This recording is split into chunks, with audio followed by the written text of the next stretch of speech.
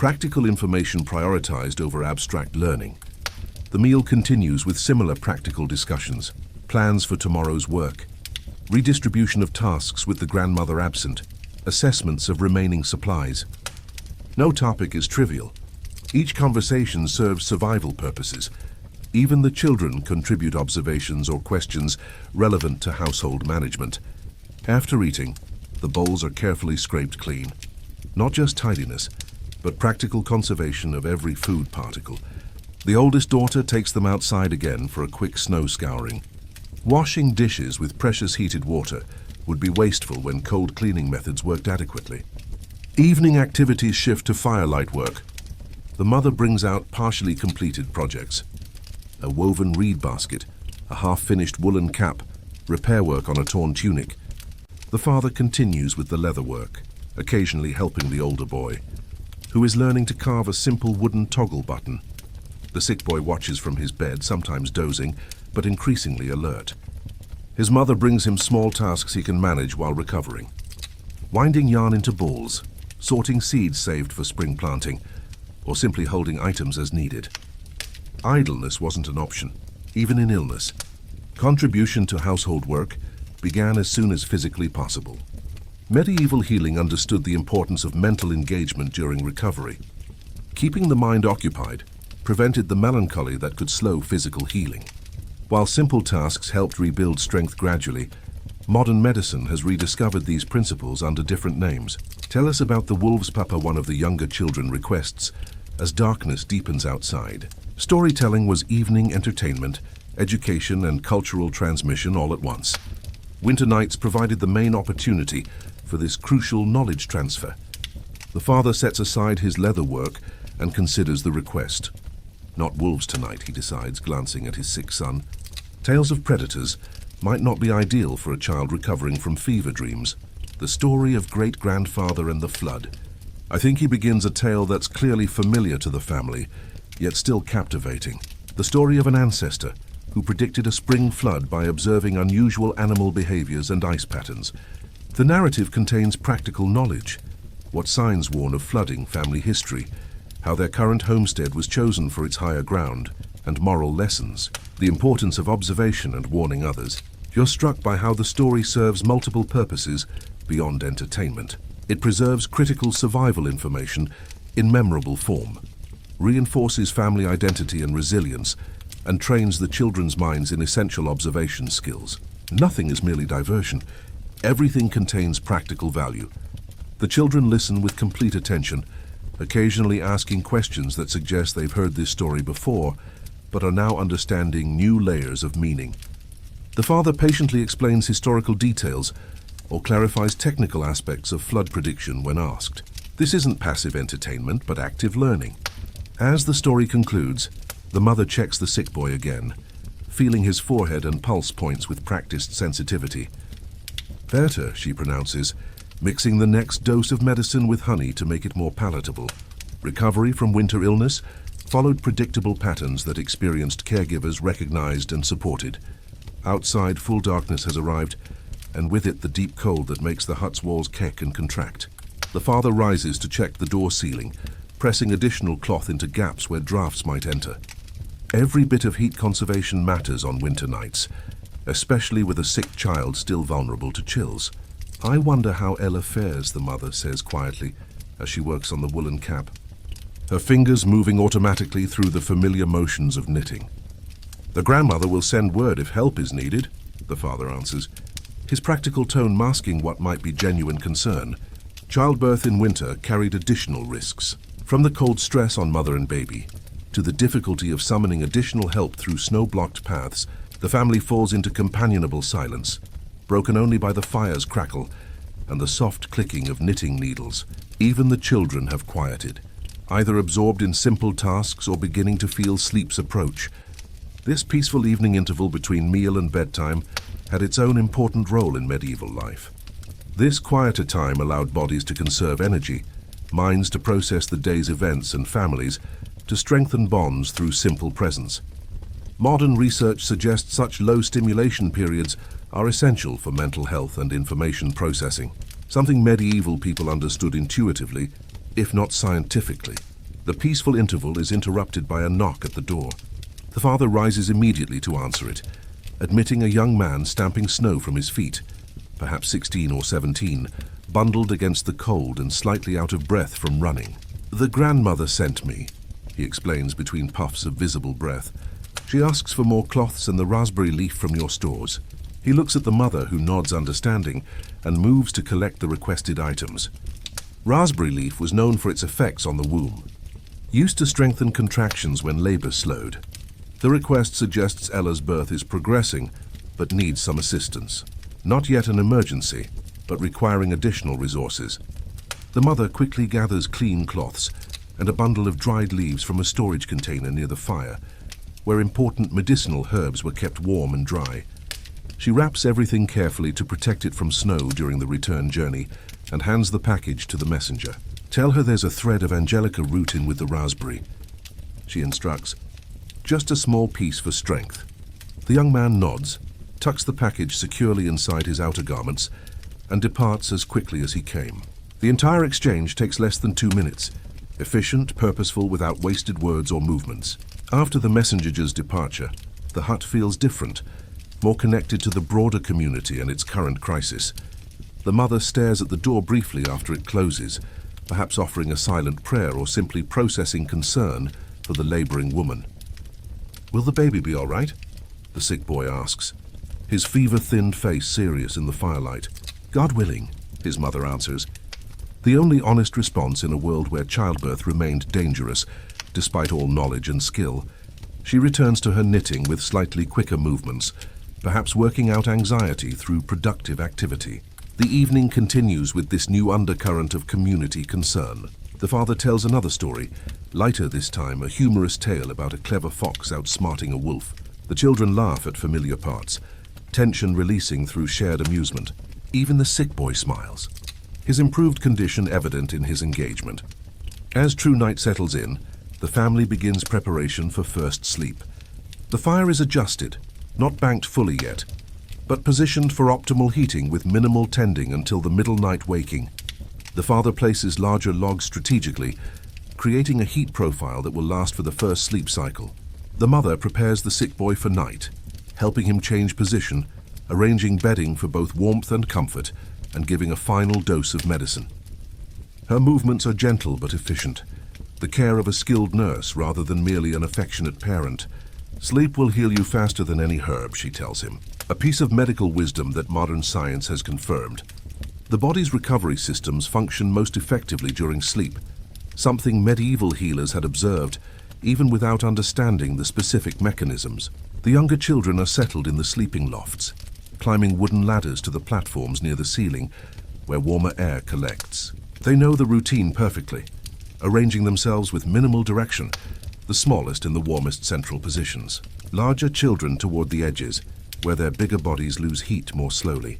With the grandmother absent, sleeping arrangements shift slightly. The oldest daughter will sleep near her sick brother, responsible for watching him through the night. The parents will handle fire maintenance and other night tasks usually shared with the grandmother. Everyone understands these adjustments without lengthy explanation. Nightcaps are distributed and put on woolen coverings that prevent heat loss through the head. Some family members wrap additional cloth around necks or across faces, the medieval equivalent of balaclavas trapping warm breath and protecting vulnerable facial skin from cold. The father makes a final check of the hut's security. Door firmly latched, window coverings secure. Any food remains protected from potential vermin. Medieval nights carried threats from both the cold and opportunistic creatures seeking warmth or food. A secure shelter addressed both concerns. Before fully settling, the mother places warmed stones in strategic locations near the sick boy's feet at the corners of sleeping areas beside water containers to prevent freezing. These heat reserves will slowly release warmth through the first sleep cycle, supplementing body heat and fire warmth in the increasingly cold night. "Sleep well," the father says, a wish rather than an expectation in a world where comfort remained relative and night waking was normal. The family responds with similar murmured good wishes, voices already softening as bodies prepare for sleep's approach. The hut grows quieter as movement ceases and breathing slows.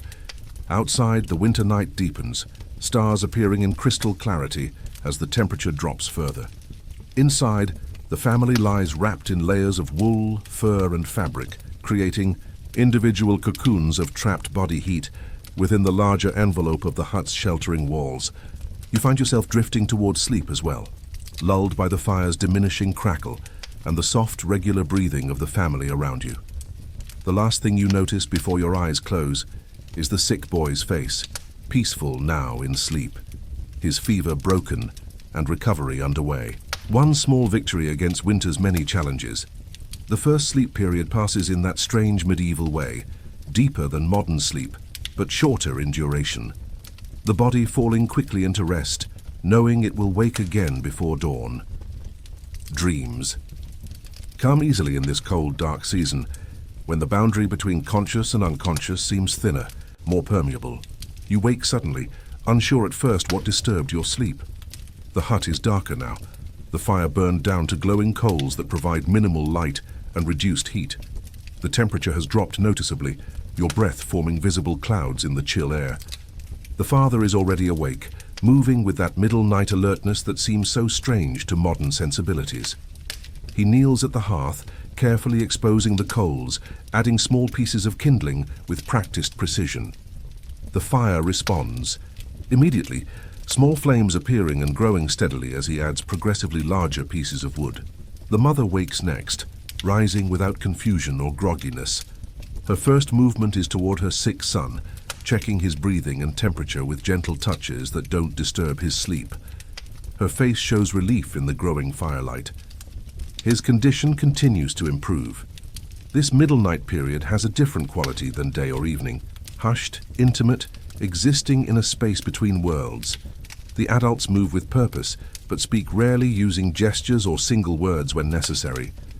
It's a time for essential tasks rather than conversation. The oldest daughter wakes now too, immediately alert and ready for her responsibilities. She checks her brother just as her mother did, then moves to help with fire maintenance, bringing wood from the indoor stack to her father. The teamwork is seamless, requiring no direction or discussion. As heat begins to build again from the revived fire, the father prepares to check outside conditions. He wraps additional layers around himself, covering all but his eyes against the dangerous cold of deep night. Winter nights could bring sudden weather changes, and regular monitoring was essential for safety planning. He opens the door just enough to slip through, minimizing heat loss from the hut. The brief glimpse of outside reveals a clear night, stars brilliant in the black sky, snow reflecting their faint light in crystalline patterns. The door closes quickly behind him, but the blast of frigid air lingers, a reminder of how thin the boundary is between survival and danger. The mother uses this middle night period to prepare for morning, setting out breakfast ingredients, checking water supplies, positioning items that will be needed at dawn. This efficient use of waking time reduced morning chaos and ensured essential tasks weren't forgotten in the day's rush. The sick boy stirs, but doesn't fully wake. The mother takes advantage of his semi-conscious state to help him drink water mixed with honey. Hydration critical for recovery, easier to achieve in this lenal state, between sleeping and waking. He swallows automatically before settling back into deeper sleep.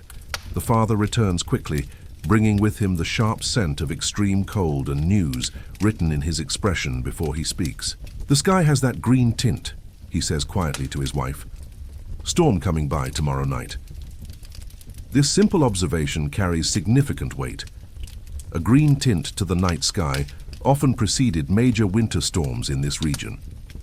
A prediction method based on generations of observation rather than meteorological instruments. The advanced warning would trigger specific preparations throughout the village when daylight came.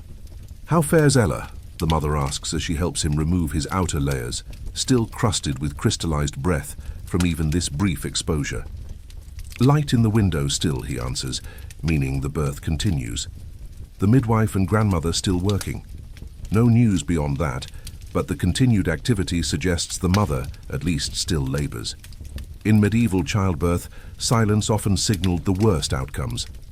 The middle night period continues with quiet efficiency. The fire built to proper strength, water containers checked for freezing, the sick boy given another dose of medicine. sleeping positions adjusted for maximum warmth conservation. Each task small but significant in the complex system of winter survival. The father pauses in his work, head tilting slightly as he listens to something outside human hearing range. Winds changed, he notes after a moment. Coming from the north now. This simple observation confirmed his storm prediction and added urgency to tomorrow's preparations. Northern winds brought the coldest weather and heaviest snow, potentially trapping the community for days if proper precautions weren't taken. The mother nods, understanding, mentally adjusting plans again. We'll need more wood inside, she says, and check the root storage before it hits. They continue discussing preparations in this practical, abbreviated manner. Not full sentences, but essential communication between partners who understand both the spoken and unspoken parts of each exchange. Their shared knowledge base makes elaborate explanation unnecessary. As the fire reaches proper strength and essential tasks are completed, the family prepares for second sleep. This transition happens just as smoothly as the waking did. Bodies shifting back to rest mode, positions adjusted for optimal warmth, final checks of fire and sick child completed efficiently. The oldest daughter remains awake slightly longer, taking a turn at watching her brother while her parents returned to sleep. This rotation of responsibility ensured someone remained alert to any changes in the boy's condition, while allowing everyone some rest during the long night. The hut settles back into sleep rhythms, the fire burning steadily, providing both physical warmth and the psychological comfort of its gentle light against winter's absolute darkness. Outside, the stars wheel slowly across the sky, measuring night's passage in their ancient patterns. Second sleep has its own character, often deeper than first sleep, carrying the body through the coldest hours before dawn when survival is most challenged. Medieval people understood this rhythm and structured their sleep to take advantage of its natural flow rather than fighting against it. The night continues its measured progression toward morning, each hour bringing subtle changes in temperature, light quality, and human needs. The family sleeps through most of these transitions, their bodies conserving energy during winter's most demanding period. Dawn arrives reluctantly, the winter sun struggling to climb above the horizon. The light changes before actual brightness appears, a subtle shift from black to deep blue to gray that medieval people recognized as morning's first signal. Inside the hut, bodies stir in response to this ancient cue, waking not to clocks but to light's gradual return. The father is first up, moving immediately to the fire. Overnight it has burned down again, but not out. The careful banking during middle night preserved enough coals to quickly rebuild the morning blaze. He adds small kindling, then progressively, larger pieces, creating a fire optimized for morning needs. Hot enough for cooking, but focused on heating the hut after night's deep chill. The mother wakes next, her first glance going to her sick son. He sleeps peacefully, his breathing regular, face less flushed than yesterday. The crisis has truly passed. She allows herself a moment of relief before rising to begin the day's work, mentally calculating what must be accomplished before the predicted storm arrives. The oldest daughter joins her parents in the morning routine, moving to check water supplies and prepare breakfast ingredients. The younger children remain asleep in their lofts. They'll be woken only when necessary, allowing their growing bodies maximum rest during winter's challenging season. Morning conversation is minimal, focused entirely on practical concerns. Storm preparations, the father says simply as he pulls on additional layers for outdoor work. The mother nods, already dividing tasks in her mind between household members. I'll have the children gather everything from the root cellar, she responds. Better to have it inside before the snow locks it down. This brief exchange contains complex shared understanding. They both know exactly what a northern winter storm requires in preparations, which tasks take priority, and how to distribute work efficiently among family members. Years of shared experience make elaborate explanations unnecessary. The father pauses before leaving, looking toward the corner where the sick boy sleeps. He's better, the mother assures him. The fever's broken properly. Her assessment carries the weight of experience. She's nursed countless winter illnesses and recognizes recovery patterns with medical precision. With a nod of relief, the father heads outside. The door opens briefly, admitting a blast of frigid air and a glimpse of the world beyond crystalline clear, the snow surface sparkling with ice crystals, the sky a pale blue that signals temporary calm before the predicted storm. The beautiful scene belies the danger it represents. Cold so intense it could freeze exposed skin within minutes. The mother wakes the younger children now, their transition from sleep more reluctant than the adults. They burrow deeper into bedding when first cooled, seeking to preserve the warm cocoons they've created overnight. Unlike modern children with central heating, they understand precisely what awaits outside their blankets, biting cold that will persist until they're active enough to generate body heat. Come now, the mother coaxes. Quick work makes warm bodies. Porridge is nearly ready. This practical encouragement works better than mere insistence. The children emerge gradually, immediately pulling on additional clothing before their feet ever touch the floor. They've learned from earliest ages that preserving body heat begins with this first transition from sleep to waking. Nothing like modern children who might run barefoot from warm beds across heated floors. Breakfast preparations focus on creating sustaining fuel for the day's work. The mother adds extra dried fruit to the morning porridge, calories that will be needed for storm preparation activities.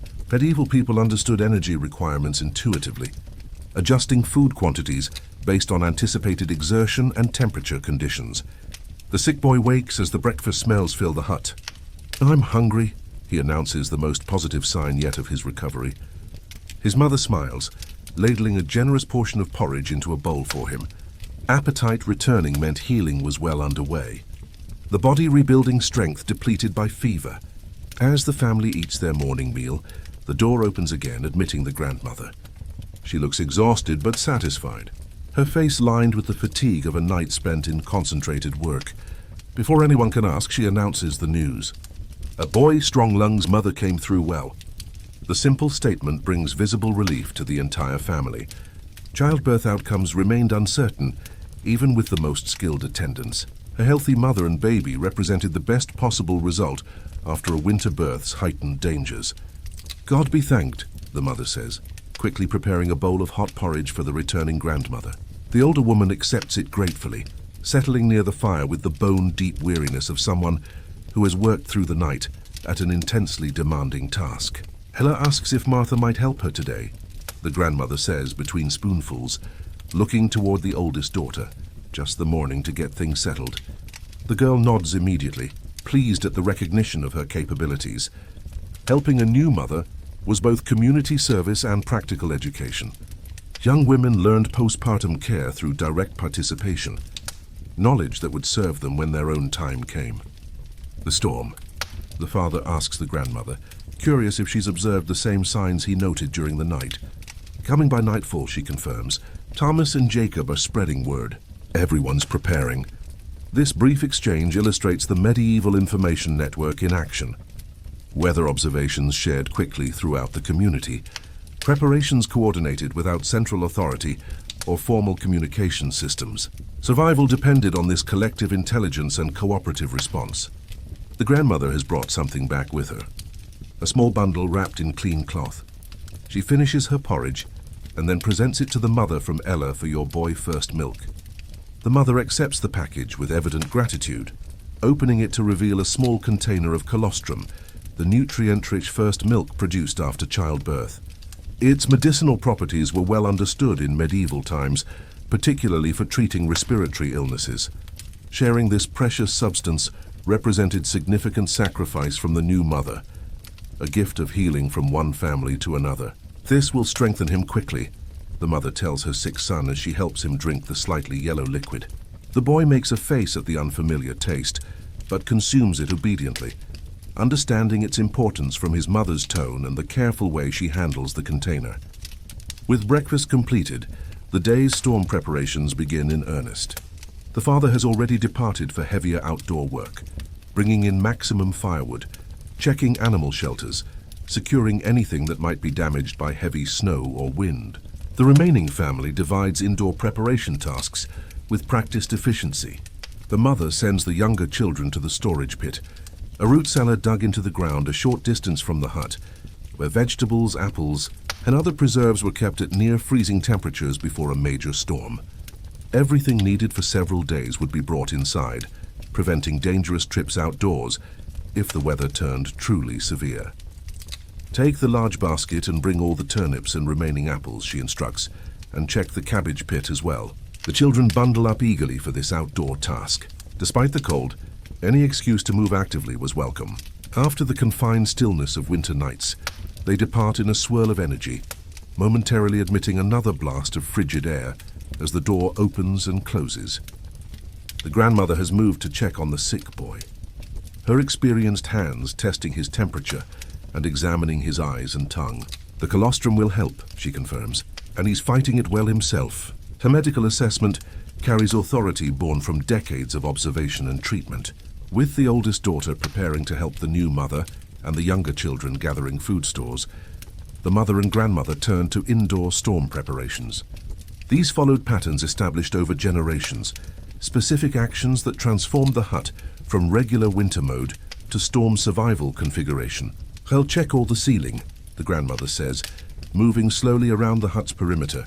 Despite her evident fatigue, she examines each window covering, door frame, and wall joint, identifying places where wind might penetrate during the coming storm. Where she finds potential gaps, she presses additional moss, cloth, or clay mixture into the spaces, creating improved barriers against deadly drafts.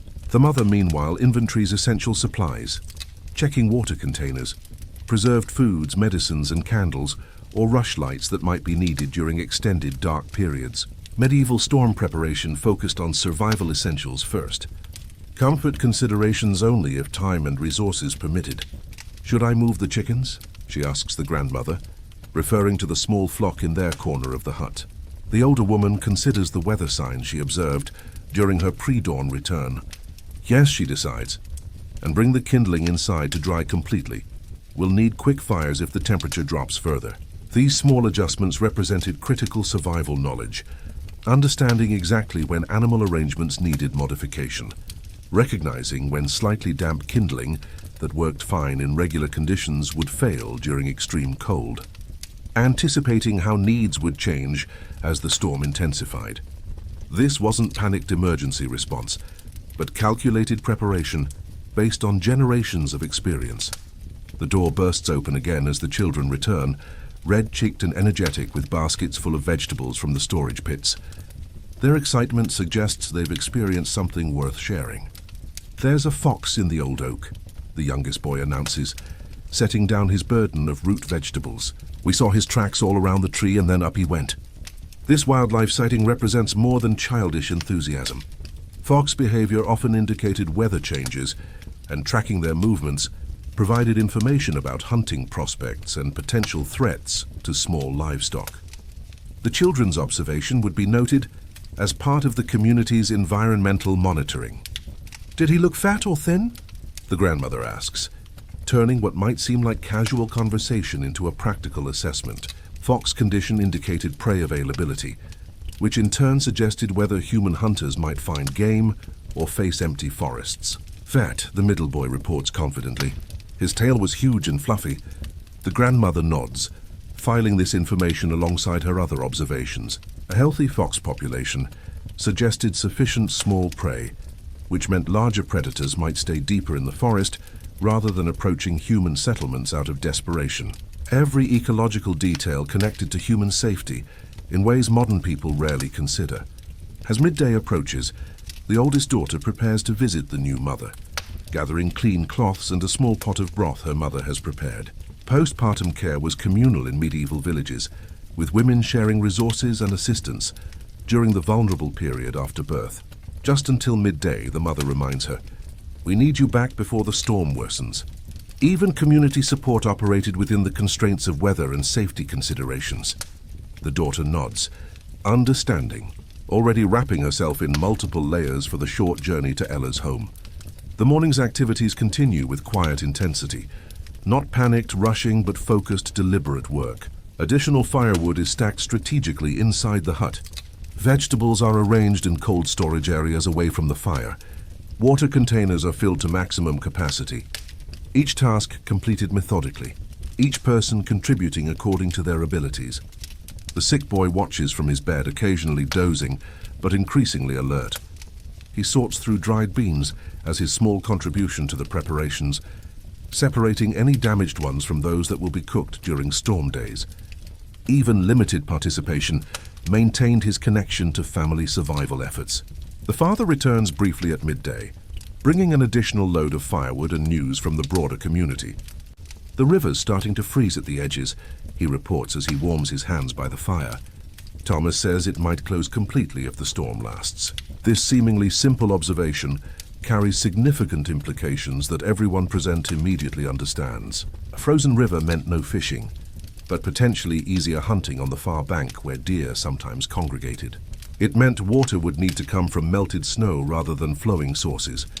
It meant travel patterns would change as ice became either pathway or hazard, depending on its thickness. The father eats quickly, standing rather than sitting to minimize rest time during daylight hours. Jaab and I will check the North Forest edge before the snow starts, he tells his wife. The deadfall from autumn should provide enough extra wood to see us through. This collaborative work arrangement again demonstrates medieval community cooperation. The two men would accomplish in hours what might take one man a full day, ensuring both families had sufficient wood before storm confinement. The efficiency gained through partnership often made the difference between comfort and crisis during extended winter storms. As the father prepares to leave again, the grandmother stops him with a gesture. "Take this to Thomas's wife," she says, handing him a small package of herbs for the cough the little one's developing. This casual medical consultation reveals another aspect of medieval healthcare networks. The grandmother, recognizing symptoms described in passing conversation or observed directly during community interactions, proactively provides treatment without formal request. Preventive care happened through these informal exchanges, heading off potential crises before they developed. The father nods, tucking the package inside his clothing where body heat will protect it from freezing. No additional explanation is needed. He understands the importance of the medicine and will ensure its delivery despite his own demanding work schedule. After he departs, the grandmother finally allows herself proper rest, settling near the fire with a sigh that speaks volumes about her exhaustion. Birth attendance required intense concentration, physical stamina and emotional resilience, particularly challenging for an older woman who had already been managing a sick child before being called to the birthing. "Sleep a while," the mother tells her. "We have everything in hand." The gentle order acknowledges both the grandmother's need for recovery and her tendency to continue working despite fatigue. In the medieval household, care flowed in all directions, from young to old as much as old to young, when circumstances required. The grandmother doesn't argue, a testament to her genuine exhaustion. She arranges herself on bedding near the fire, adjusting her position to benefit from maximum warmth while requiring minimum fuel. Even in rest, efficiency principles apply: body heat conservation, strategic positioning, minimal resource use. As afternoon progresses, subtle weather changes become apparent. The quality of light alters first. The clear blue sky gradually hazed with high, thin clouds that diffuse sunlight into a flatter, grayer illumination. The temperature begins dropping more noticeably, the cold acquiring a sharper edge that penetrates clothing more aggressively. The mother notes these changes and adjusts the day's plan accordingly. "We'll prepare everything for 3 days inside," she tells the children, increasing their previous estimates. Better to over-prepare than find themselves lacking essential supplies if the storm exceeds initial predictions. The youngest children are set to filling water containers with clean snow from areas away from paths or animal tracks. This task serves multiple purposes: creating emergency water supplies, burning excess energy before confinement, and teaching assessment skills as they learn to identify the cleanest snow sources. "Look for the white-blue snow," the mother instructs, "not the gray or yellow." This simple guidance contains sophisticated environmental literacy, understanding how snow color indicates purity, recognizing contamination signs, and identifying optimal collection areas. Inside, preparation continues with food accessibility arrangements. Items needed during the storm are positioned for easy access without exposing the hut to excessive cold. Cooking ingredients, emergency supplies, and essential tools are organized in logical groupings, creating efficient systems for the confined period ahead. The sick boy has been moved slightly closer to the fire as the temperature drops. His recovery continues steadily, but he remains vulnerable to chills that could trigger relapse. The grandmother, awake again after a brief but deep sleep, prepares a preventive tea with ingredients selected specifically for respiratory support and immune strengthening. "Drink all of it," she tells him, supporting his shoulders as he sips the steaming liquid. The storm brings testing times for lungs. Her concern isn't unfounded. Extreme cold could exacerbate respiratory weakness following fever, while the increased smoke from constant fire maintenance created its own challenges for healing lungs. Medieval healers recognized these connection points between environment, illness, and recovery, adjusting treatments to address multiple factors simultaneously. The oldest daughter returns from helping the new mother and baby, bringing news that spreads visible relief through the household. "Ella's milk has come in well," she reports. The baby nurses strongly. These simple observations represent critical survival information. Strong nursing meant the newborn would likely thrive, despite being born in winter's most challenging season. Good milk production indicated the mother's health remained stable, reducing risk of complications that could leave the baby motherless, often a death sentence in medieval conditions. The grandmother nods approval at this report, her own medical assessment confirmed by the girl's observations. The knowledge transfer is evident. The oldest daughter is learning to recognize the same health indicators that experienced midwives use, building her practical medical education through direct participation. As true afternoon fades toward evening, the first physical signs of the approaching storm appear. Occasional gusts of wind shake the thatch. Small snow particles begin drifting from the increasingly gray sky, and the temperature drops more rapidly. The father and Jacob return, bringing the last loads of firewood before outdoor work becomes dangerous. "Time to settle in," the father announces, surveying the completed preparations with satisfaction. The firewood is stacked strategically, different sizes and types organized for specific uses. The food supplies are arranged for accessibility, water containers full, and animal areas prepared for extended confinement. The family has transformed their dwelling from regular winter mode to storm survival configuration. The mother serves an early evening meal, slightly larger portions than usual, to fuel bodies that will need extra energy for heat generation during the coldest hours ahead. The stew contains more meat than typical protein that will support sustained warmth production throughout the night. "Will the storm last long?" one of the younger children asks, eyes wide with a mixture of excitement and apprehension. Winter storms brought both adventure and danger, disrupting routine while testing survival systems. 3 days, perhaps 4, the grandmother answers. Her assessment, based on decades of weather observation rather than meteorological instruments. "We'll know its pattern by morning." As the family eats, the wind increases noticeably. No longer occasional gusts, but a steady pressure against the hut's walls. The sound changes too, the distinctive moan of winter storm winds, finding every gap and corner of the structure. Temperature drops more rapidly as frigid air from northern regions advances in earnest. "The animals," the mother says, and the father nods understanding. They've been waiting for the storm's clear arrival before bringing additional livestock inside. The protection of valuable animals would now take priority with meat sources like pigs or milk producers, like goats given indoor shelter despite the space limitations and odor challenges. The father rises, wrapping himself thoroughly before facing the increasingly hostile conditions outside. "I'll bring the milking goat and 2 sheep," he says. "Thomas will take the others." This cooperative livestock management represents another aspect of medieval community resilience. Rather than each family struggling to protect all their animals, they distributed the sheltering responsibility based on available space and structural strength. Some households took more animals, others contributed fodder, or later labor in return, a complex exchange system that maximized survival chances for both humans and valuable livestock. While the father is gone, the grandmother supervises final indoor arrangements. Additional bedding is distributed, sleeping positions reconfigured to accommodate both humans and incoming animals. Medieval storm management often meant sacrificing comfort for survival, accepting crowding and odor as necessary trade-offs for shared body heat and protected food sources. "We'll sleep in shifts tonight," she tells the older children, establishing the overnight watch rotation that severe storms required. 2 awake at all times. This wasn't merely for fire maintenance, but comprehensive storm monitoring, checking for roof leaks, ensuring animal calm, watching for temperature drops that might require emergency responses. The door bursts open, admitting the father, another man, presumably Jacob, and several animals, a goat and 2 sheep, snow-covered, and bleating their distress at the forced relocation. The men work quickly to settle them in the prepared area, securing tethers and providing fodder to calm the frightened creatures. The door closes with finality on the outside world. The storm has arrived in full force now. Wind howling around the hut's edges, snow beginning to accumulate against its walls. Inside, humans and animals create a closed system of survival. Shared warmth, shared resources, shared vigilance against winter's most serious assault.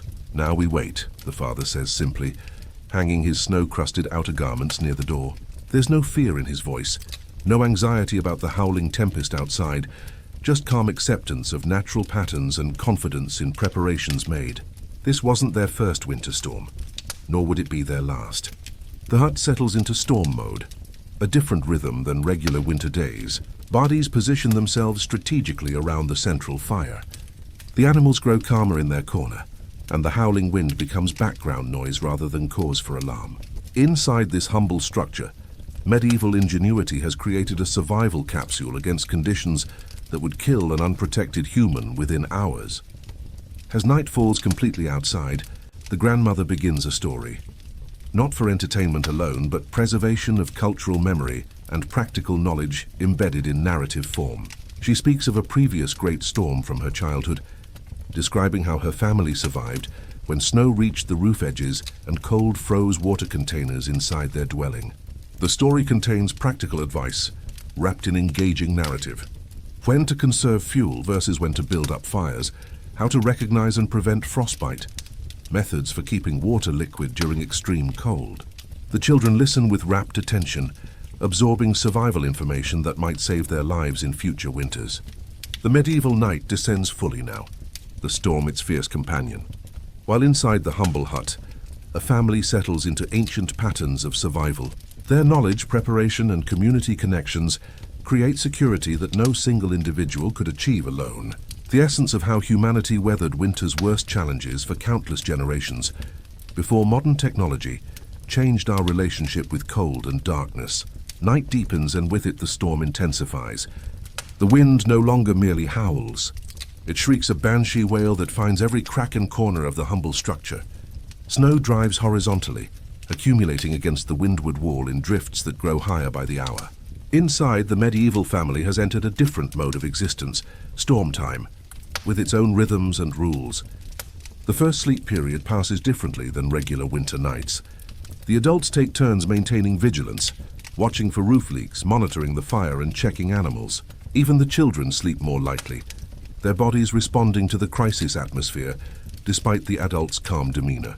"The wind speaks tonight," the grandmother murmurs during one particularly fierce gust that makes the walls creak ominously.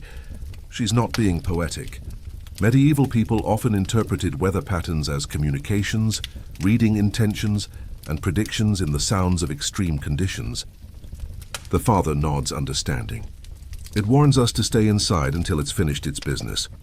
This personification of weather wasn't superstition, but a memory aid.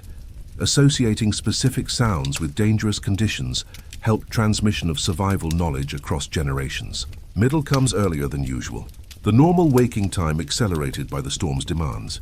The entire family stirs when the father rises to rebuild the fire, which needs more frequent attention during extreme cold.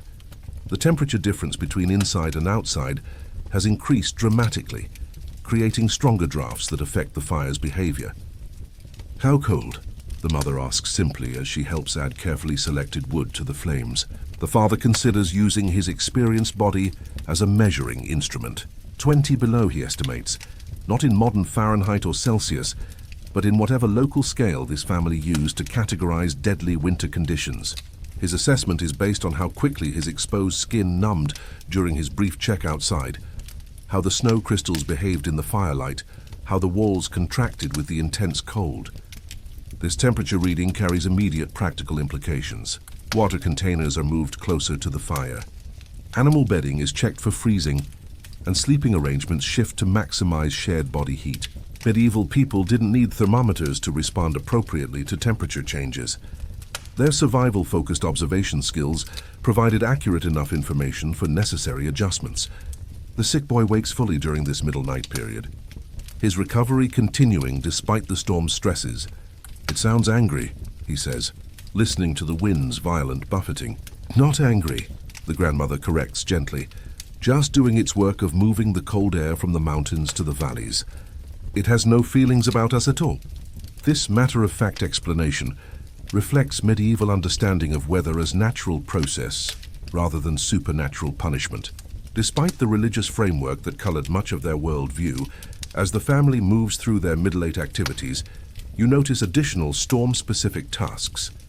The father checks the roof beams, looking for any sign of snow weight stressing the structure. The mother examines food stores more carefully, mentally calculating sufficiency if the storm extends beyond initial estimates. The grandmother prepares a special tea different from medicinal brews, this one designed for warming bodies from the inside during extreme cold. Here, she says, passing cups of the steaming liquid. Drink it all. The beverage is dark and fragrant, containing dried berries, pine needles, and something with a slightly spicy quality, perhaps wild ginger or a similar stimulating root. Medieval winter beverages often combined hydration with internal warming properties, supporting the body's heat generation during extreme conditions. The animals in their corner require attention too. The goat and sheep have settled, but need reassurance during particularly violent wind gusts. The chickens huddle together, their usual night behavior exaggerated by the storm conditions.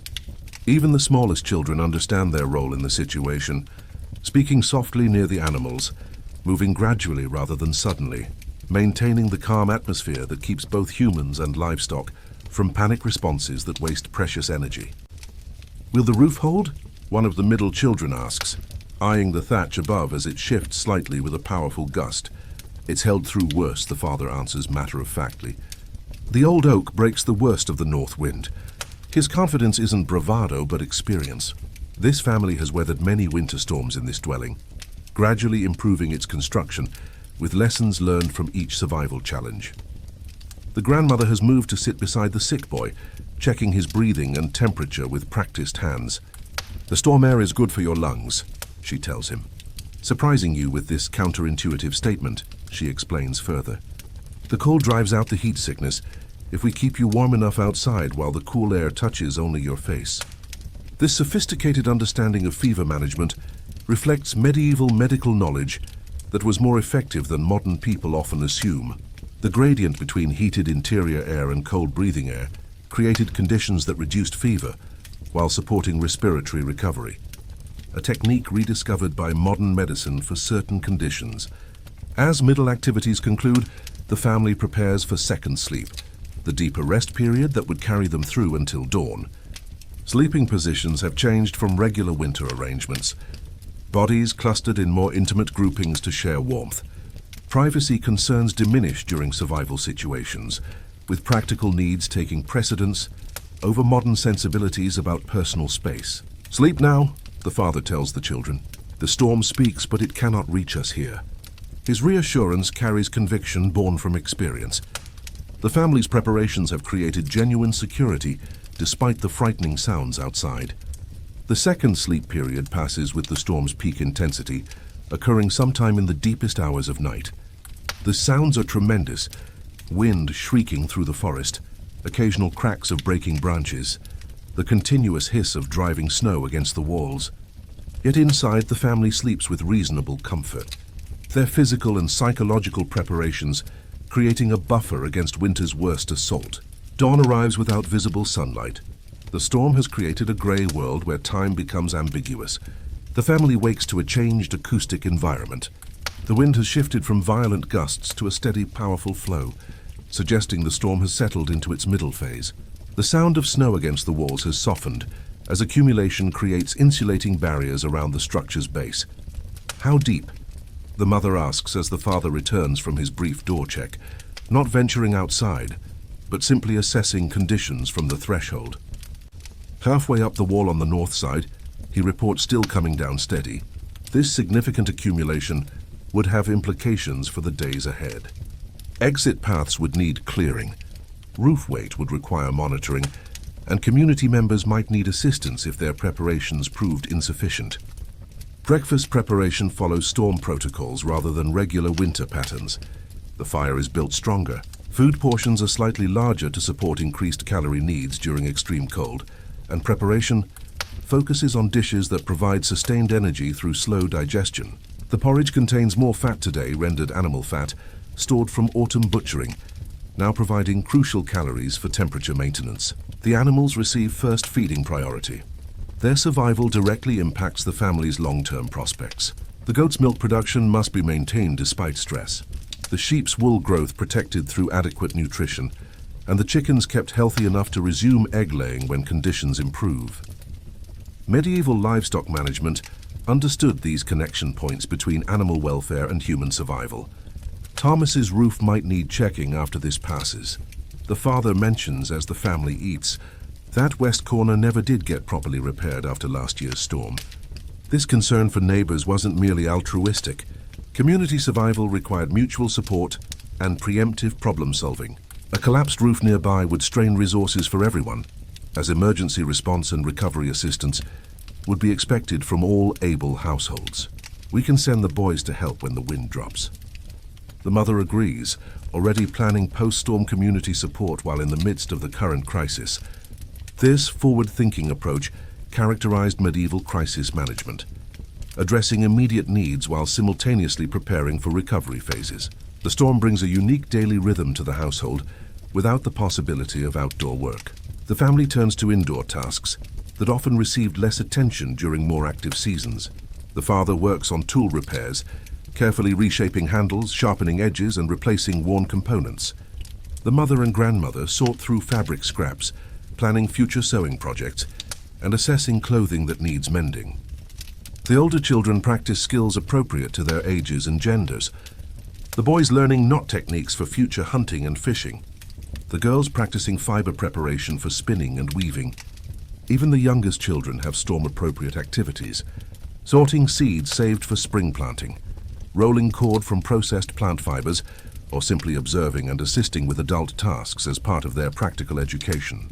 Medieval childhood included early integration into survival work with play and learning, often indistinguishable. Tell us about the wolf winter, one of the children requests as the morning progresses. Storytelling was essential entertainment during confined periods, but served educational purposes far beyond amusement. The grandmother nods, setting aside her mending to focus on this important knowledge transfer disguised as entertainment. It was before your father was born, she begins, establishing the time frame in family generations rather than calendar years. The snow came early that year before the last apples were even picked. We knew it would be a hungry season. The children settle in to listen, their bodies relaxing while minds engage with the narrative. The grandmother's voice takes on a rhythmic quality that cuts through the storm's background howl, creating a bubble of human connection against nature's wild energy outside. The story she tells contains crucial survival information embedded within dramatic narrative. How her family recognized early warning signs of an unusually harsh winter. What preparations they made that proved insufficient. How they adapted to unexpected challenges, and which desperate measures ultimately ensured their survival when food stores ran dangerously low. The wolves came closer to the village than anyone had ever seen, she recounts, her voice lowering dramatically. We could see their eyes shining at night, just beyond the light from the windows. They were as hungry as we were, maybe hungrier. The children's eyes widen at this vivid image, absorbing both the factual information about predator behavior during extreme winters and the emotional lesson about maintaining courage during frightening circumstances. This dual-layer knowledge transmission characterized medieval education. Practical information wrapped in memorable narrative. So what did you do? The sick boy asks, fully engaged despite his recovering condition. We did what we must, the grandmother answers, her tone conveying the gravity of survival decisions. The men built higher barriers around the animal shelters. We brought the smallest livestock inside our homes. We never traveled alone, not even to the well or the woodpile, and we kept our fires burning all night every night. These specific defensive measures against winter predators would lodge in the children's memories, potentially saving lives in future harsh seasons. The story continues with additional crisis responses, each containing actionable knowledge disguised as entertainment. As the grandmother's tale concludes, the father has finished repairing a wooden shovel, essential equipment for clearing paths once the storm subsides. He tests the edge against his thumb, nodding satisfaction at the tool's readiness. "This will see use soon enough," he comments, already thinking ahead to post-storm recovery work. The morning transitions to midday without marked light change. The storm's thick clouds and blowing snow create constant grey illumination that disconnects the family from normal time indicators. Medieval people relied heavily on subtle light shifts to track daily progression, making storms particularly disorienting to their time sense. The mother uses the fire's need for periodic rebuilding as a rough clock during such conditions. "Time for the midday meal," she announces, after the third major fire adjustment since breakfast. Her internal timing remains calibrated, despite the absence of visual cues, body and experience combining to maintain temporal orientation. The midday meal differs from regular winter fare. Slightly richer, more warming spices included, preservation concerns temporarily relaxed as the family consumes perishable items that might not last through extended storm confinement. Nothing is wasted, but priorities shift toward immediate caloric and thermal needs, rather than long-term storage optimization. After eating, the sick boy shows continued improvement, asking to sit up properly rather than remaining reclined. The grandmother helps position him near the fire, but not too close, creating the optimal temperature gradient for recovery. "Your color is better," she observes, her experienced eyes catching subtle changes in skin tone that indicate improved circulation and reduced fever. The afternoon brings a temporary intensification of the storm. Wind strength increases again, and snow drives more violently against the walls. The sound changes from steady background noise to aggressive assault, drawing everyone's attention momentarily from their indoor tasks. "The storm argues with itself," the father observes with dry humor. "It can't decide whether to blow through quickly or settle in for a proper visit." This personification again serves practical purpose, helping family members, especially children, interpret frightening weather phenomena through familiar social metaphors, rather than responding with fear-based stress that wastes energy. The mother smiles at his characterization, but moves to check the roof beams again, practical concern taking precedence over amusement. Medieval humor remained firmly grounded in survival awareness, never distracting from necessary vigilance during crisis conditions. As afternoon progresses, the family's activities shift toward preparation for the coming night, the most dangerous period during winter storms, when temperature reaches its minimum and structural stresses peak. The father examines the firewood supply, selecting specific pieces for the night's rotation. The mother reorganizes sleeping arrangements, clustering bedding into optimal heat-sharing configurations. The grandmother prepares evening medicines, including preventive treatments for those not currently ill, but potentially vulnerable during extreme conditions. "Thomas should have sealed that west corner," the father mutters, still concerned about their neighbor's roof. The depth of snow now makes immediate assistance impossible, but his mind continues working on community problems, even while focusing on his own family's needs. This dual awareness characterized medieval social structures, individual household survival, and community welfare recognized as interdependent rather than separate concerns. The oldest daughter has been teaching the younger children a string game, a simple amusement requiring only a loop of cord, but developing both manual dexterity and pattern recognition. The activity serves multiple purposes during confinement, entertainment, skill development, and energy management through focused attention rather than physical movement that would create unwanted drafts or disturbance to resting animals. "I remember when your mother learned this game," the grandmother comments, watching the children's hands create intricate patterns. "Her fingers were clever even then." This casual observation reinforces family continuity and identity during crisis, reminding children they belong to a lineage that has survived many such storms through generations of accumulated knowledge and skill. The mother looks up from her own work, mending a torn sleeve with tiny, precise stitches. "And I remember how patient you were teaching me," she responds, the exchange creating a moment of emotional warmth that counterbalances the physical cold, pressing against the hut's boundaries.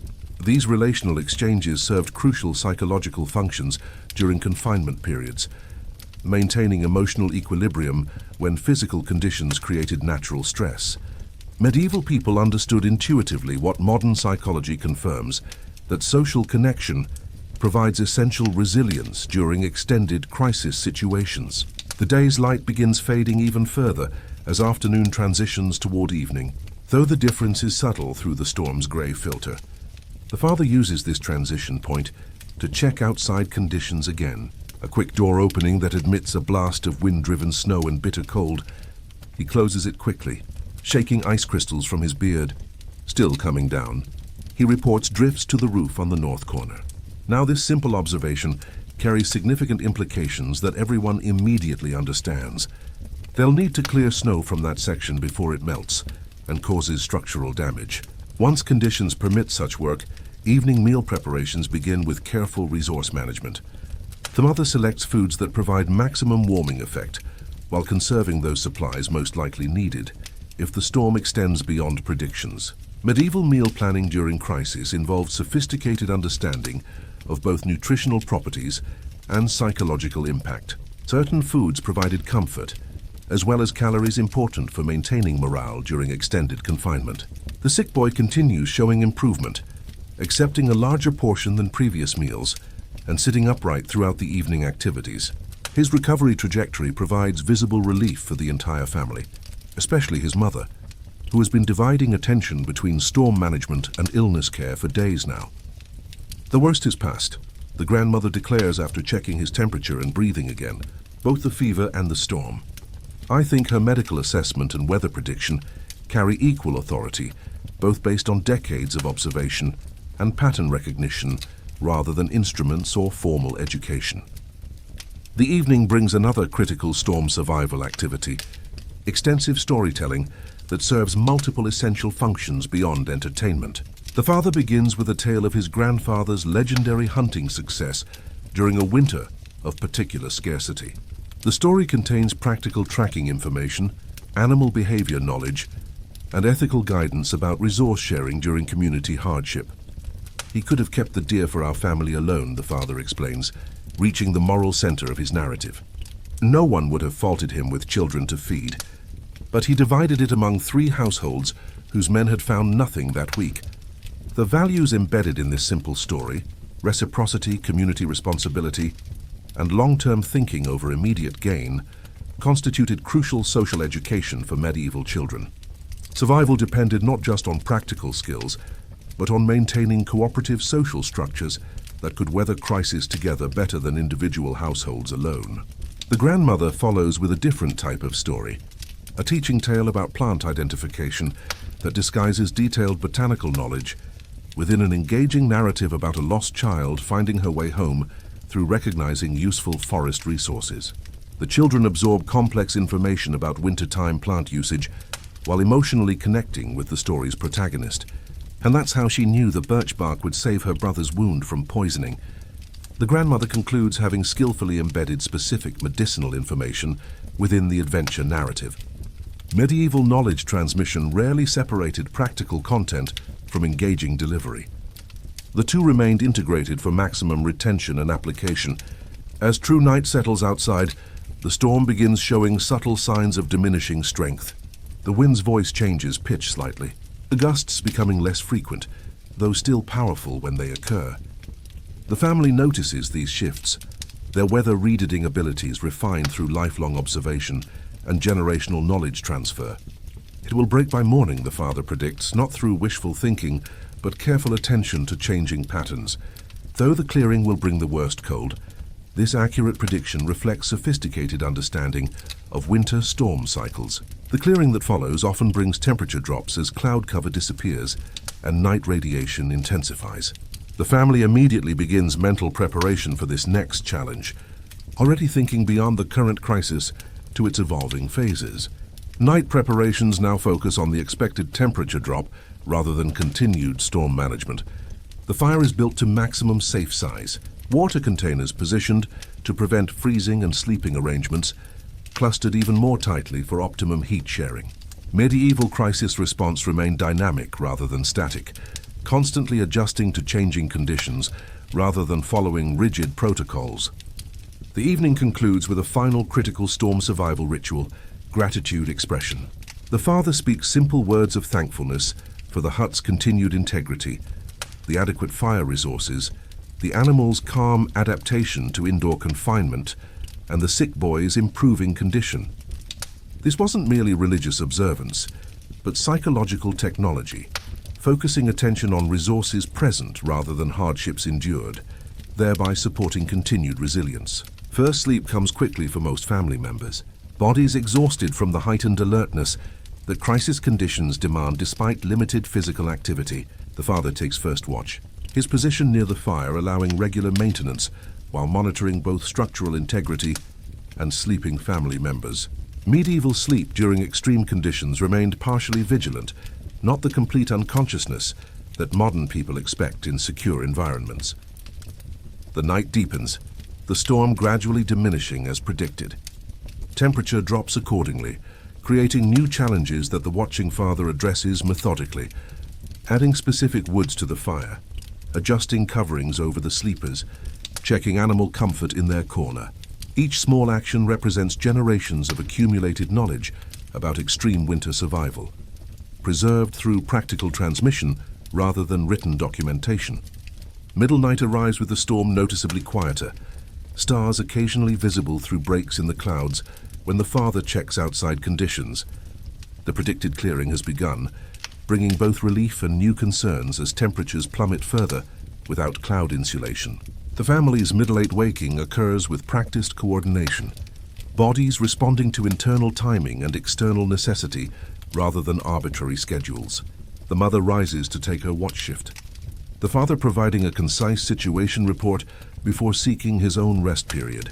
Winds dropping, stars showing, temperature falling, he summarizes. The north corner needs watching for ice melt when sun hits tomorrow.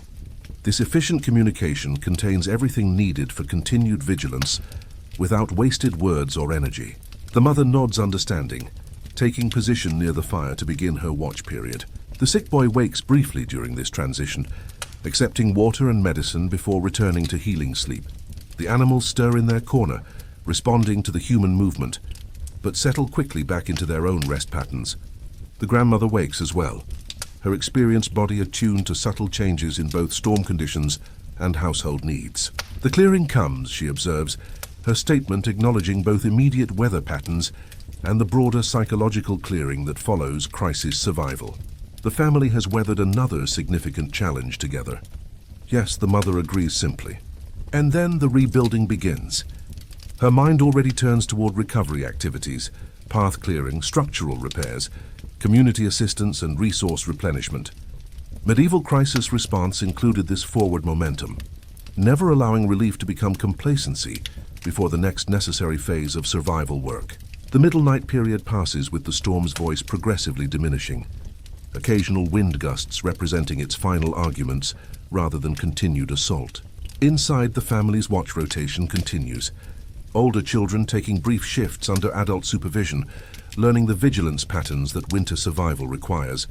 Second sleep carries the family through the storm's final hours, bodies resting deeply now that the immediate crisis has passed, while minds begin processing the experience into memory and learning. Medieval psychology understood this integration phase intuitively, the importance of rest following intensity, allowing experiences to settle into useful knowledge rather than traumatic memory. Dawn approaches with dramatic transformation outside. The storm has passed completely, leaving behind a world altered by its passage. Stars fade as eastern light grows, revealing the storm's effects. Massive drifts reshaping the landscape. Trees bowed under snow weight. Familiar paths completely obliterated by the uniform white blanket. Inside, the family wakes to changed acoustics. The storm's constant background noise replaced by profound winter silence, broken only by occasional snow shifting on the roof or animals stirring in their corner. This silence brings its own psychological effects. Relief mingled with awareness of the recovery work ahead. And so we begin again, the father says simply as he rises to face the post-storm day. The family nods, understanding, each member already mentally preparing for their role in the complex process of returning to normal winter functioning after extreme conditions. The medieval cycle continues. Crisis faced, survival achieved, recovery begun, knowledge gained, community maintained. Each storm experience becomes part of the family's resilience foundation, strengthening their capacity to face whatever winter brings next to their humble hut with its sophisticated survival systems. And as morning light gradually illuminates the transformed world outside, the family moves with quiet confidence into the next phase of their winter journey, shaped by the storm but not defined by it, challenged but not broken, their generations of knowledge having carried them through once again. Morning after the storm brings a world transformed, blindingly bright as sunlight reflects off pristine snow, unnaturally quiet after the wind's constant howl, and bitterly cold in the way only post-storm clarity allows. The temperature has plummeted further with cloud cover gone, creating that particular kind of cold that seems to crystallize the air itself. The father opens the door fully for the first time in 2 days, revealing a landscape barely recognizable. Snow has sculpted the world into new forms. Familiar paths vanished, outbuildings half buried, trees transformed into strange white sculptures. Most striking is the silence, that peculiar hush that follows major storms, where sound itself seems frozen. "Oh, well then," he says simply, surveying what awaits. "We have work." His matter-of-fact acceptance of the massive recovery effort ahead reflects medieval resilience, acknowledging challenges without magnifying them through complaint or drama. The mother joins him at the doorway, her breath clouding instantly in the intense cold. Thomas's roof first, she decides, prioritizing community needs even before their own path clearing. The concern about their neighbor's vulnerable roof structure has remained throughout the storm confinement. This immediate focus on helping others wasn't sentimentality, but practical survival strategy. Medieval communities functioned as interdependent systems. One household's crisis affected everyone's security. A collapsed roof nearby would strain resources for all, as the affected family would need emergency shelter, assistance rebuilding, and support for any injured members. The oldest son, already bundled for outdoor work, steps into the doorway beside his parents. At perhaps 14, he's achieved the physical capability for critical winter work, while still developing the judgment that experience brings. "I'll check the path to Thomas's," he offers, eager to prove his worth in post-crisis recovery. The father nods approval but adds essential guidance. "Test each step with the pole first. The drifts hide holes." This casual safety instruction reflects medieval risk management, acknowledging dangers without avoiding necessary work, teaching assessment skills rather than imposing rigid rules. The boy takes a long wooden pole and moves carefully into the snow landscape, each step preceded by probing to check depth and stability. This wasn't overly cautious behavior, but essential technique. Post-storm drifts could conceal abandoned wells, half-buried structures, or livestock that hadn't survived. One careless step could mean a broken leg, potentially fatal during recovery periods when medical resources were stretched thin. Inside, the hut begins transitioning from storm confinement to recovery mode. The grandmother supervises internal reorganization while the mother prepares to join outdoor work. The sick boy, significantly improved but not yet ready for cold exposure, watches from his bed with evident frustration at his limited participation. "I should help," he protests, attempting to rise. The grandmother places a firm hand on his shoulder, keeping him reclined. "You help by healing completely," she tells him with the practical wisdom of someone who has seen partial recoveries lead to dangerous relapses. "Another day inside means you'll work twice as strong tomorrow."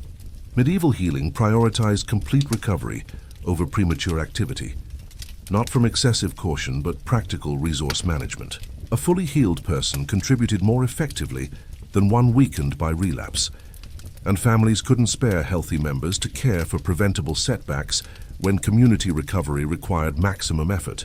The youngest children are assigned indoor tasks suitable to their capabilities, sorting through vegetables to identify any freezing damage, preparing simple food for workers who will return hungry from outdoor exertion, arranging drying space for snow-dampened clothing that will soon arrive. Even at 4 or 5 years old, they understand their contributions matter to family survival.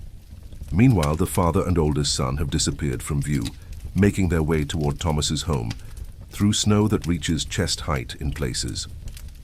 The mother and middle son focus on clearing essential paths to the woodpile, the main animal shelter, and the storage pits that might need assessment after extreme temperature fluctuations. Snow removal followed strategic patterns rather than aesthetic preferences. Medieval winter pathways created practical networks connecting critical resources rather than clearing entire areas. The narrow channels they dig connect survival points while minimizing wasted energy on non-essential clearing. Mama looked the middle sun points skyward, where a hawk circles against the brilliant blue. Wildlife sightings after storms provided both practical information and psychological lifting. Predators hunting meant smaller animals were active, suggesting the natural food chain had weathered the storm successfully. The mother pauses in her digging to observe the bird's flight pattern. "Good hunting for him today," she comments. "The mice will be moving under the snow." This casual observation contains sophisticated ecological understanding. How snow insulation creates active subvenin zones, where small mammals continue moving, and how predators adapt hunting techniques to these hidden but detectable pathways. Their work continues methodically through the morning, the physical exertion generating enough body heat to offset the bitter cold. Breath clouds mark each worker's position in the transformed landscape as they gradually restore human order to the storm-altered world. Inside, the grandmother has begun assessing food supplies after the storm consumption. Medieval inventory management involves sophisticated projections, calculating remaining quantities against expected needs while accounting for uncertain durations until spring renewal. Her experienced fingers count preserved foods, measure grain levels, and estimate remaining root vegetables with precision born from decades of winter management. The sick boy watches this process with growing awareness of its importance. "Will we have enough?" he asks, his voice carrying the seriousness of a child who already understands hunger's threat. "Enough for need, not for waste," she answers truthfully. The response isn't meant to frighten, but to educate. Medieval children learned resource realities early, developing conservation habits that modern abundance has largely eliminated. Understanding exactly how much remained until spring created appropriate behaviors without causing excessive anxiety. A shout from outside interrupts their conversation. Not alarm, but greeting. Neighbors have appeared at the newly cleared pathway. 3 men, including Thomas, making their way toward the hut. Community reconnection began immediately after isolation ended. Another critical aspect of medieval recovery patterns. The father returns to the doorway to meet them, the men exchanging those particular hand clips that acknowledge shared survival of serious threat. Their conversation is practical conditions of each household, structural damages discovered, resources available for sharing and recovery work prioritization. Jakob's shed roof collapsed, Thomas reports, but they got the animals out first. This information immediately enters the community recovery calculation. A household needing assistance with rebuilding, but not facing immediate crisis, requiring emergency resource reallocation. The stream's frozen solid. Another man adds, "Good for crossing to the far woods, bad for water." This environmental update prompts immediate adaptation planning. Different water collection methods needed, but improved access to alternative firewood sources now available. Medieval crisis response remained flexible, constantly adjusting to changing conditions rather than following rigid protocols. The morning's work has created enough basic functionality for the next critical recovery phase: community assessment and resource balancing. Representatives from each household will gather at midday in the village center to report status, identify priority needs, and coordinate assistance efforts. This wasn't formal governance, but practical self-organization that medieval communities developed through experience with recurring crisis cycles. "We'll bring the bread we saved," the mother decides, selecting their contribution to the community gathering. The loaves had been deliberately set aside during storm preparations, not needed for family survival, but valuable for community recovery efforts. Such resource management reflected sophisticated planning that balanced household security with communal resilience. As midday approaches, the mother prepares to attend the village gathering while the father continues essential clearing work. This division of responsibility wasn't gender-based tradition, but practical allocation of capabilities. Her knowledge of household inventory made her better suited for resource discussions, while his physical strength was needed for continued snow clearing before temperatures might rise and make the work harder. The grandmother prepares the contribution bread, wrapping it carefully to preserve warmth that will be welcome at the outdoor gathering. Medieval food sharing during crisis wasn't merely symbolic, but practical nutrition delivery. Hot bread provided immediate energy for those who might have faced more severe shortages during isolation. "Take word of Ella and the baby," she reminds the mother. New life after storm brings hope.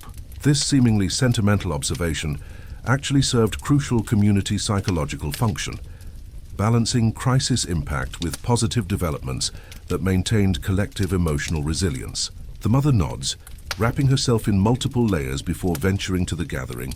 Medieval winter clothing focused on strategic layering rather than single heavy garments, allowing adaptation to exertion levels, temperature changes, and moisture management during varying activities.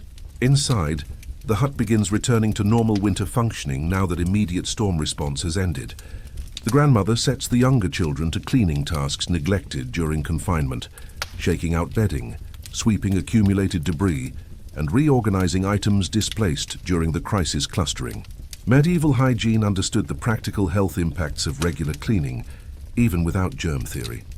Observational connections between cleanliness and illness prevention guided consistent practices. The sick boy has improved enough to sit properly at the table, helping sort and repair small items damaged during the storm. His hands move slowly but with growing strength as he fixes a wooden spoon with a cracked handle, carefully binding it with sinew soaked to softness. Contributing even in limited ways during recovery, built psychological resilience while developing practical skills. Medieval healing included purposeful activity, properly scaled to recovery stages. The binding must be tight while the sinew dries, the grandmother instructs, supervising his technique. Then it grows stronger than the wood itself. This simple repair lesson contains sophisticated material knowledge. How collagen fibers contract during drying, creating tension bonds often stronger than the original materials. Medieval technology understanding emerged through such practical applications rather than theoretical education.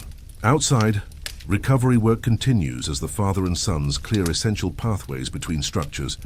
The snow they remove isn't discarded randomly, but strategically placed to create windbreaks, additional insulation against north-facing walls, or packed into barrel-filling snowbanks that will provide water as they gradually melt. Nothing was wasted in medieval resource systems. Even excess snow became useful when properly managed.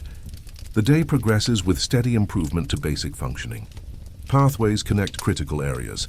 Structural integrity is confirmed throughout the homestead, and normal winter activities begin resuming their rhythm. The mother returns from the village gathering with community news and recovery plans, which she shares while the family takes a brief midday meal. 3 families need roof repairs before the next snow, she reports between bites of reheated stew. The men will rotate help tomorrow, starting with Jacob's shed. This cooperative labor system emerged naturally in medieval communities, where specialized skills and tools might be limited, but collective effort could accomplish what individual households couldn't manage alone. And Ella, the grandmother asks, her concern for the new mother and infant evident. Doing well, the baby feeds strongly.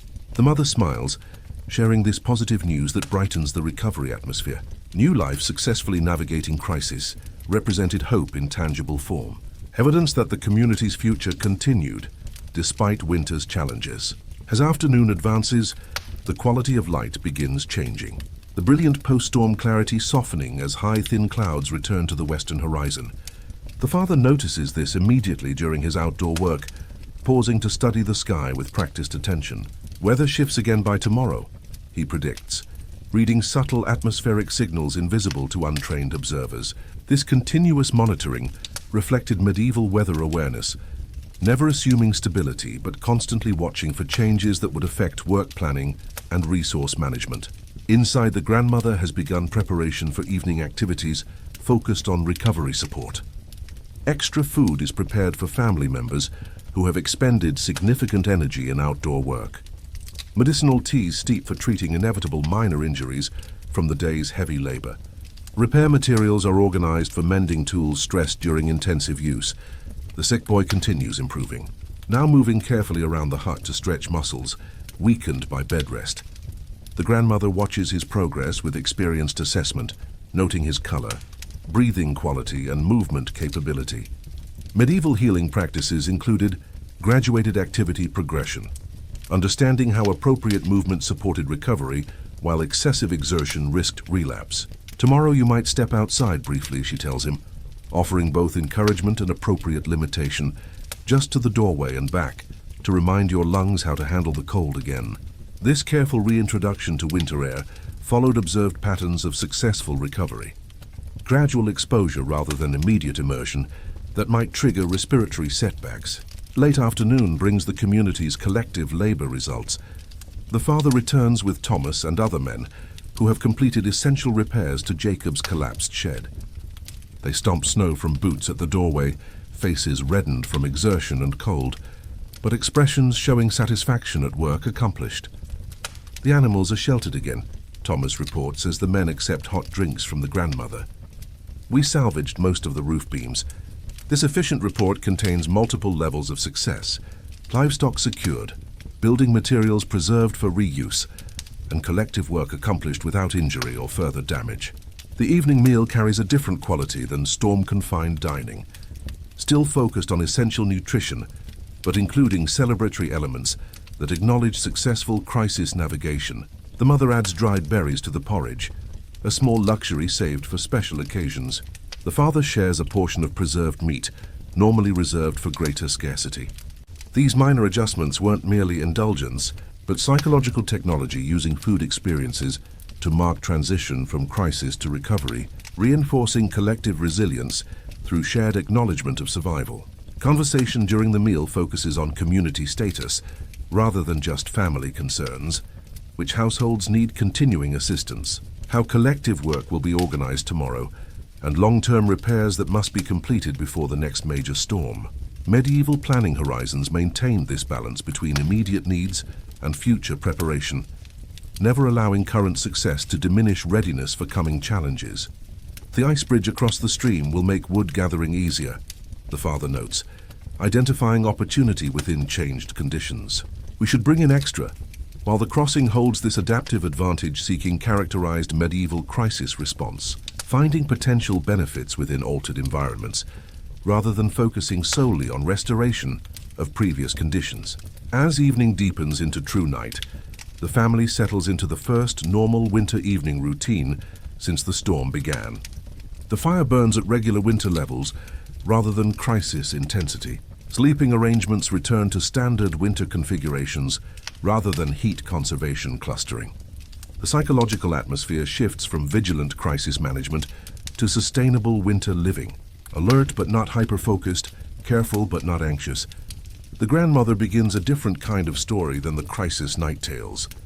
This one about spring planting from her childhood, describing seed varieties lost to time and growing methods specific to their region.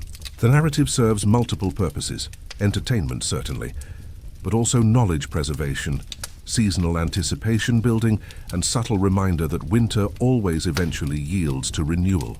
The pea flowers were purple-blue, not like the white ones we plant now. She describes her hands mimicking the climbing vines growth pattern. They grew tall as a man and needed strong poles cut just when the moon was right.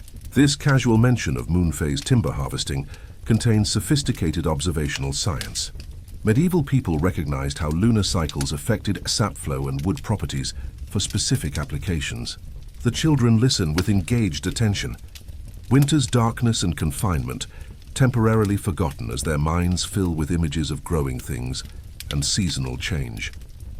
This psychological transportation served crucial functions during winter's longest stretches, preventing the depression that extended darkness could trigger, maintaining hope through biological connection to cyclical renewal, and preparing mental frameworks for the activities that would be needed when thaw eventually came.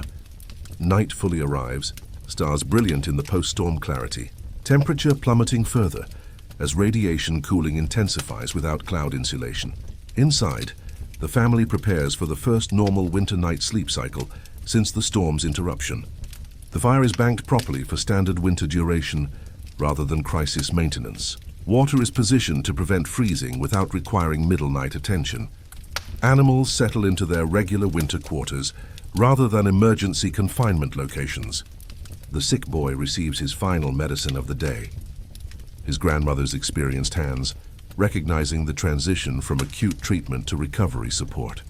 2 more days of the strong brew, then back to preventive tea, she decides, adjusting treatment as healing progresses. Medieval healthcare remained dynamic rather than protocol-driven, constantly assessing and adapting based on observed response rather than rigid schedules. The father makes a final check of outdoor conditions before the family settles for night. The cold's intensity has peaked, stars brilliant in the black sky, snow surfaces already crusting with radiational freezing.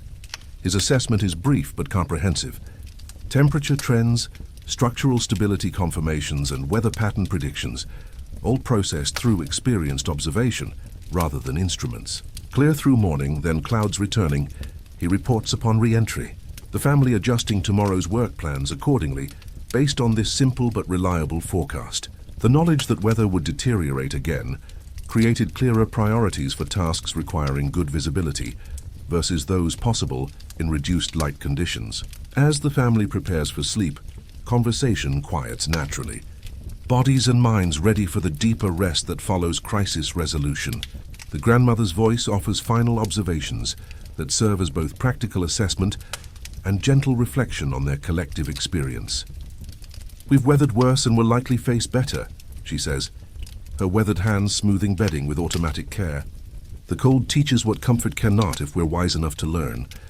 This simple philosophy captures medieval resilience psychology, acknowledging hardship without resentment, recognizing its educational value, and maintaining perspective that neither minimizes challenges nor magnifies them beyond human capacity to endure. Such balanced assessment supported continued functionality through winter's long duration without succumbing to either complacency or despair.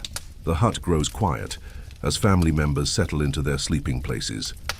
The fire's diminished light, casting gentle shadows across the simple interior. Outside, the winter night deepens around their small island of warmth, stars wheeling slowly across the black sky. Snow crystals glinting occasionally when moonlight finds them through bare tree branches. Medieval nights held dangers, certainly cold that could kill within hours predators drawn to human settlements by hunger, the constant threat of fire or structural failure. Yet they also offered profound peace unavailable in modern environments. True darkness unbroken by artificial illumination, silence unmarred by mechanical background noise, and connection to natural rhythms that modern schedules have largely erased. The father is last to fully settle, his responsibility for family safety keeping him alert slightly longer than others. His final checks complete. He too surrenders to sleep's approach, body relaxing into well-earned rest after crisis navigation and recovery exertion. And so this medieval family completes another cycle of winter survival. Storm confronted, challenges overcome, community connections strengthened, and knowledge deepened through direct experience. Their methods weren't primitive approximations awaiting modern improvement, but sophisticated systems evolved through generations of practical refinement. The sunken hearth that spread heat horizontally before rising, the raised sleeping platforms that captured warm air near the ceiling, the thick straw mattresses with thousands of insulating air pockets, the strategic use of animals as living heaters, the nightcaps and breathing warmers that prevented body heat escape, the careful fire banking techniques for overnight maintenance, and the segmented sleep patterns that allowed essential middle night tending. All these represented not desperation, but ingenious adaptation to winter's challenges using available resources. As your own eyes grow heavy, thoughts drifting between medieval ingenuity and your own comfortable bed, consider how these ancient knowledge systems kept humanity alive through countless winter nights before modern technology arrived. The wisdom embedded in those simple solutions, working with natural principles rather than against them, conserving resources through careful observation, and supporting community resilience through shared knowledge, offers lessons that remain relevant despite centuries of technological change. Let the gentle rhythm of medieval winter nights carry you towards sleep, your modern bed now feeling all the more comfortable for understanding what came before. The countless generations who developed the survival knowledge that allowed humanity to weather winter's challenges and emerge again and again into spring's renewal.